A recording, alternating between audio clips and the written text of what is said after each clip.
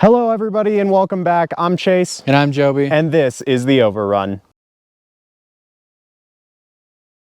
This is the 2024 GMC 2500 with the diesel engine and the crew cab and the 98-inch bed. It's also the AT4X AEV edition. That means that you get nice big tires, they're 35s, Multimatic DSSV dampers, a 1.5-inch lift, and some underbody protection as well as some AT4X badging and other stuff. Now, the AEV edition takes that to another level with front and rear AEV bumpers. The front bumper has recovery hooks as well as a mount for a front tow. And on top of that, you get some more branding on the inside. That means AEV stitching on the headrests as well as floor mats. Now, all of that comes at quite a price. It's $101,000. It's really expensive. Now, this is obviously the luxury take on the GMC 2500, but that's a lot of money. So what we're gonna find out today is if that's worth it. And let's talk about the powertrain of this GMC 2500. I almost forgot the name for a second, but anyways, this powertrain is a 6.6 liter turbo diesel Duramax V8 engine, which is paired by a 10-speed automatic Allison transmission. It also has a 2-speed transfer case and of course, lovely 4-wheel drive, which if it didn't, it'd be kind of sad, obviously. But it makes 470 horsepower and 975 pound-feet of torque, which obviously that torque is going to come in handy because this thing can tow up to 18,000 pounds. It's not the best of all the competition, but it is a lot, and you could tow pretty much anything that any normal person would want to tow. Really quick, I don't know if you can really see me at all. I'm 5'9". I know I've said this in a lot of videos, but if this is your first video of ours that you're watching, I'm 5'9". One of the funny things that I just realized after filming the engine segment is how do you shut this hood?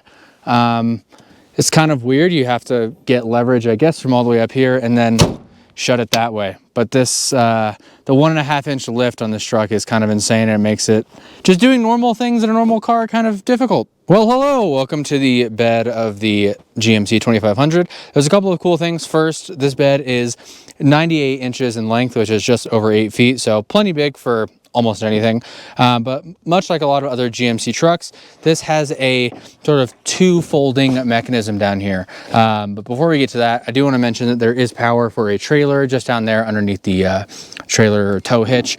Anyways, we have 2 buttons right here. This top one, what it does is it opens this little smaller sort of, I guess, door, for lack of a better word. There's no storage in here, which seems like kind of a missed opportunity, especially given how deep this is. But anyways, there's no storage in there. You can close that back up, and then you have the bottom button here, which actually undoes the entire bed thing.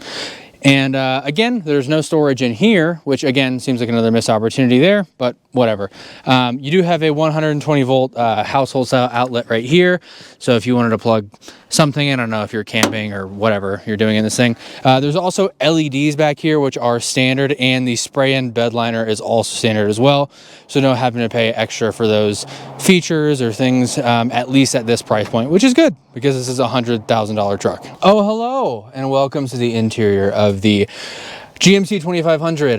There's a lot to talk about here. First, let's start with these seats. We have these nice leather wrapped seats with some contrast red and white piping and white stitching as well. And then for the AEV trim specifically, we have these little headrest badges or whatever, and then the AT4X badges. So there's tons of badging in this truck. But overall, let's talk about cargo space within the interior. For one, you have this absolutely monstrous center console here with some little, I don't know, cargo container thing that you can put stuff in. And then this is obviously removable, and you have an even deeper storage area as well.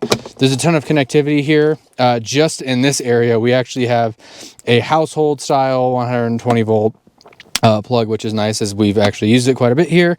USB-A, a USB-C, and a wireless charger, which is great. And then you have another USB-C right here and another USB-A charger. So that's what, 6 different charging options depending on what you're looking at just here in the front, which is very cool. You also have 2, I would say, standard size cup holders. I wouldn't say they're oversized, at least right here in the console. And then you have a little storage area just in front of these cup holders, which is good. You can definitely fit a phone or glasses or something else in there.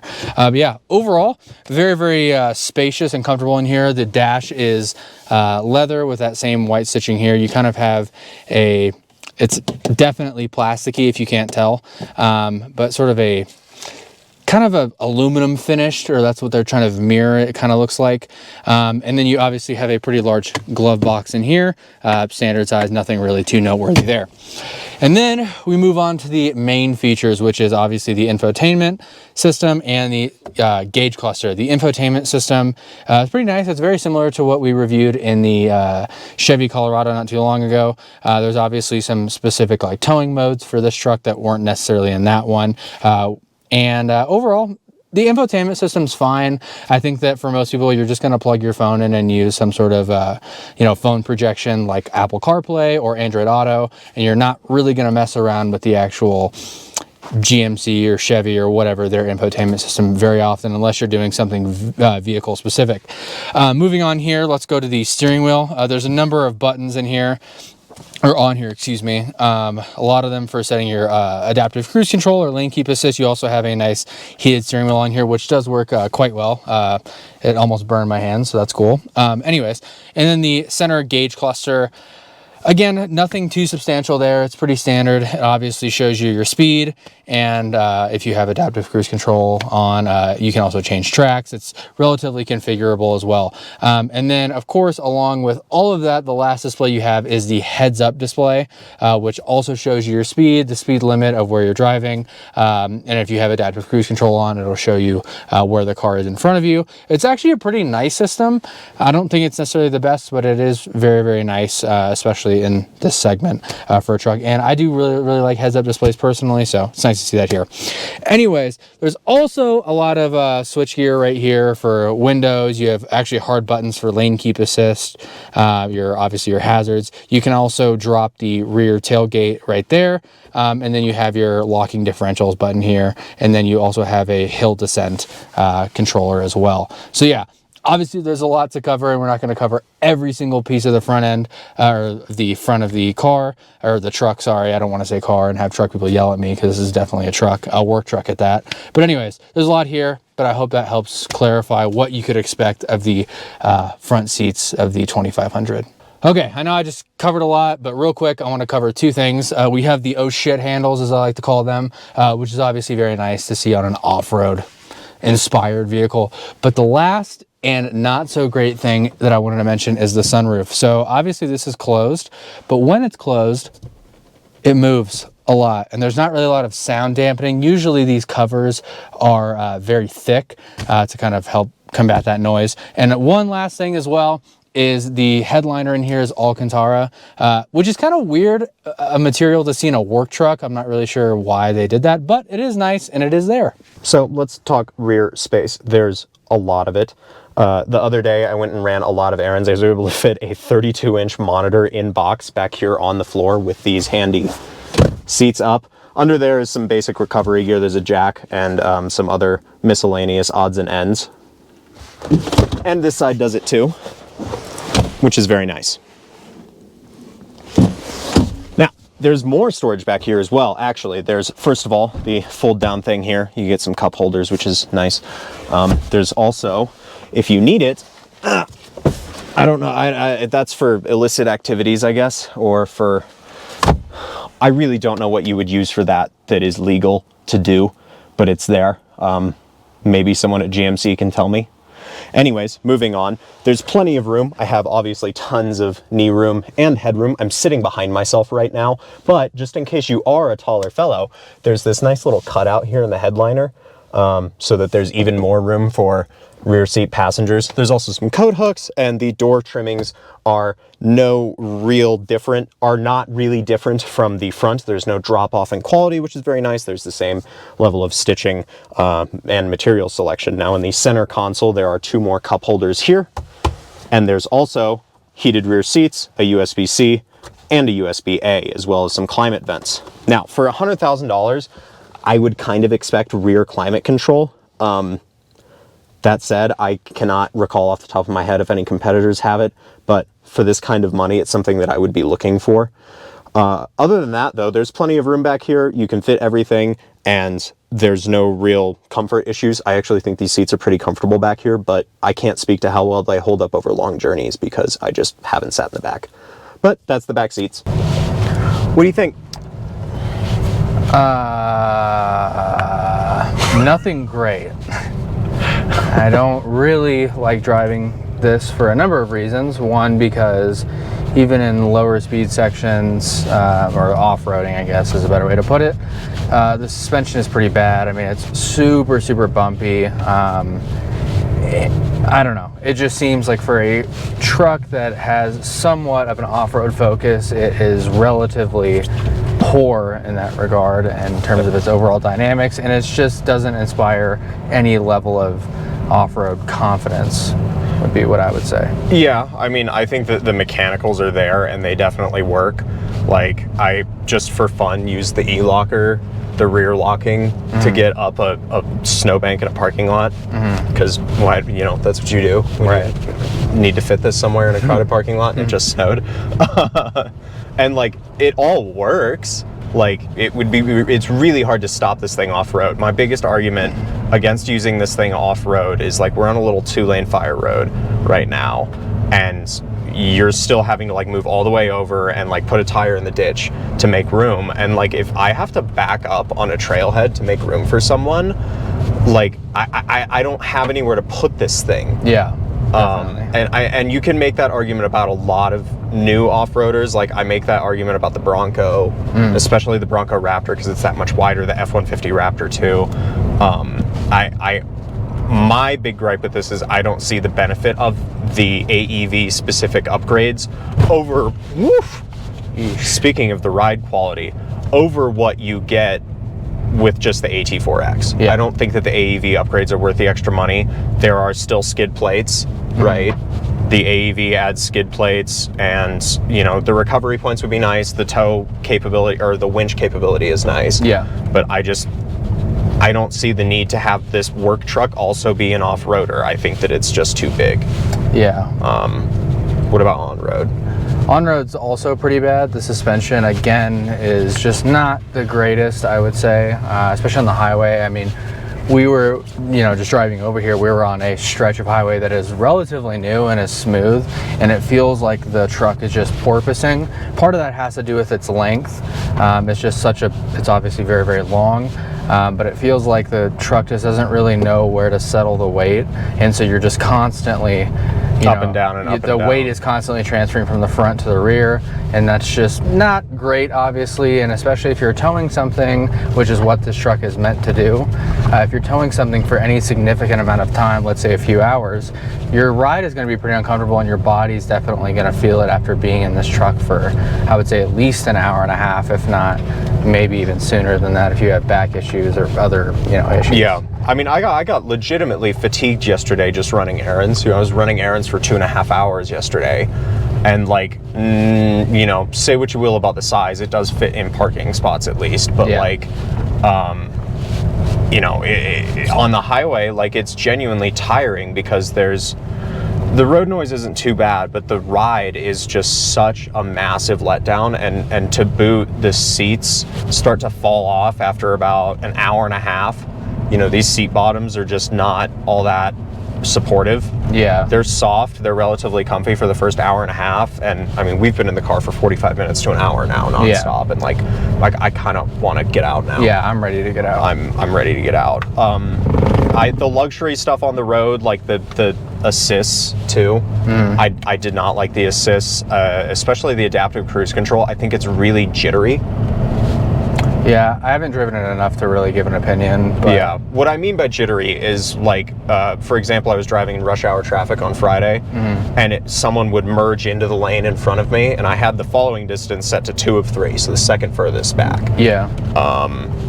And the car would just not react until I was on top of them practically, and then it would jump on the brakes, overcompensate, and then speed back up again. Yeah. And so it's just not a very smooth system. The nice thing is that that's technology. You know, this has over-the-air update capability. Hopefully that's something that GM and Chevy and GMC can kind of smooth out over time. Yeah. And make the assist a little bit better.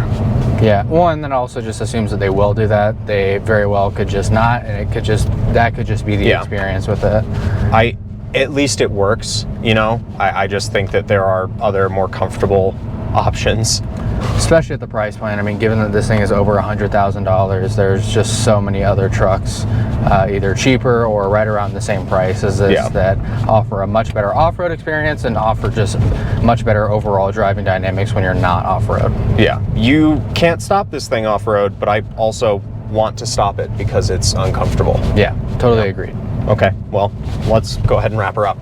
Okay, let's talk competition and also pedestrian safety, because if you haven't noticed, if I'm like 11 years old, you just can't see me, but that's another conversation for another day. The main competitors in this segment are really Ram and Ford, and have been since, I don't know, people were throwing spears at each other instead of missiles.